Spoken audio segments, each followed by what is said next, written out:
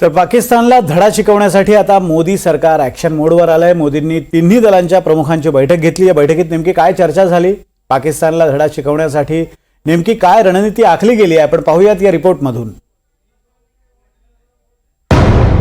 पाकिस्तानी नेत्यांची तोंड बंद होणार, लवकरच पाकिस्तानात काहीतरी घडणार, भारत दहशतवाद्यांना चोख उत्तर देणार।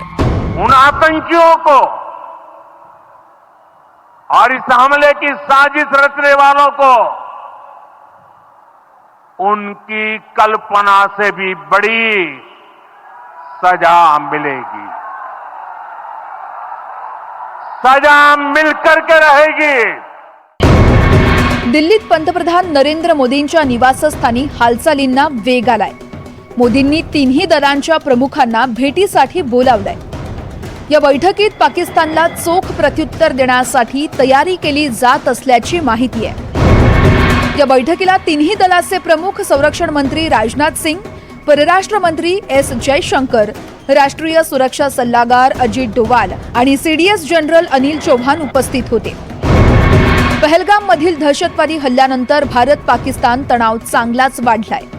पाकिस्तानच्या मंत्र्यांकडून सातत्यानं धमकी देणारी वक्तव्य केली जात आहेत। अशा परिस्थितीत भारतीय सैन्याच्या तिन्ही दलांच्या तयारीबाबत मोदींनी आढावा बैठक घेतली।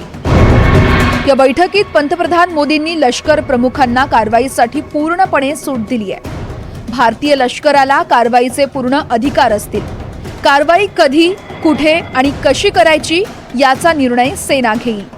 कारवाईची पद्धत ठरवण्याचा निर्णय लष्कर घेणार आहे। वेगवेगळ्या प्रकारचे पर्याय आहेत। फक्त सर्जिकल स्ट्राईक हा जो आहे फॅन्सी वर्ड आपण त्या ठिकाणी यूज करू नये। माझ्या मते जे आहे सगळेच ऑप्शन्स आपल्याकडे आहेत। इलेक्ट्रॉनिक वॉरफेअर आहे, सायबर वॉरफेअर त्या ठिकाणी सगळ्यात महत्त्वाचं, ड्रोन वॉरफेअरचा त्यामध्ये महत्त्वाचा कॉम्पोनंट असू शकतो, नेव्हल ब्लॉकेडचा कॉम्पोनंट असू शकतो, एअर स्ट्राईक त्या ठिकाणी आहेत, लॉंग रेंज आर्टिलरी फायर त्या ठिकाणी आहेत। अल्टिमेटली याच्या माध्यमातून हाय व्हॅल्यू टार्गेट्स पाकिस्तानमध्ये जे आहेत त्यांना टिपणं, पाक व्याप्त काश्मीरमध्ये टेररिस्ट लॉन्च पॅड उद्ध्वस्त करणं आणि भविष्यामध्ये जे आहे पाकिस्तानच्या माध्यमातून भारताला जो दहशतवादाचा खतरा आहे त्याला आपल्याला न्यूट्रलाइज कसं करता येईल, या अनुषंगाने हे वेगवेगळे ऑप्शन्स आहेत। आणि हे सगळं करताना आपल्याला हेही लक्षात घ्यावं लागेल की अल्टिमेटली हे सगळं करताना पाकिस्तान सुद्धा जो आहे रिस्पॉन्ड करण्याची शक्यता आहे आणि मग त्याचा रिस्पॉन्स आल्यानंतर हे कसं एस्केलेशन होतं, हे कसं वाढत जातं, हे सगळं आपल्याला येणाऱ्या काळामध्ये पाहावं लागणार आहे। पाकिस्तानात सध्या अनेक घडामोडी घडतायत।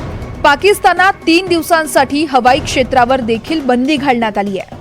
तसेच पाकिस्तान सैन्यानं सीमेवर रणगाडे देखील आणले आहेत।